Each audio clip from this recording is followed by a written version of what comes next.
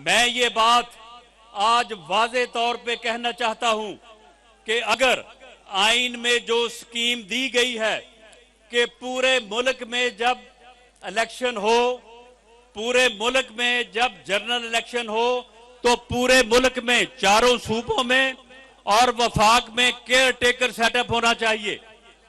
अगर इसके मुताबिक, आइन के मुताबिक, आइन में सिर्फ 90 दिन नहीं लिखे, आइन में यह भी लिखा हुआ जो मैं कह रहा हूं, अगर इसके मुताबिक इलेक्शन नहीं होंगे, मैं ये बात दावे से कहता हूं कि ये फितना खान जो है, जब ये हारेगा और इंशाअल्लाह ताला हारेगा, ये रिजल्ट को तस्लीम नहीं करेगा।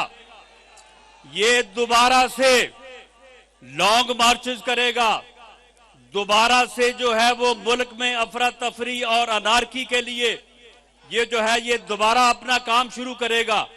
ये मुल्क को दोबारा अफरा तफरी और अनारकी का शिकार करेगा। ये मुल्क जो है वो पहले ही अदम इस्तेहकाम का शिकार है। जब तक मुल्क सियासी तौर पे अदम इस्तेहकाम का शिकार रहेगा, जब तक ये मुल्क इसी तरह से धरनों में, लॉन्ग मार्चेस में, एहतजाजों में घिरा रहेगा, ये मुल्क मुआशी तौर पे मुस्तहकम नहीं हो सकता। और जब तक मुआशी तौर पे मुस्तहकम नहीं होगा, ये महंगाई खत्म नहीं होगी, आम आदमी जो है उसके हालात बेहतर नहीं होंगे।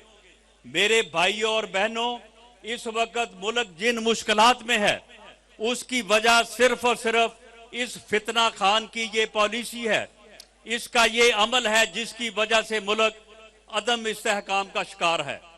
और सियासी तौर पे अदम इस्तेहकाम की वजह से मुल्क जो है वो मुआशी तौर पे नीचे जा रहा है।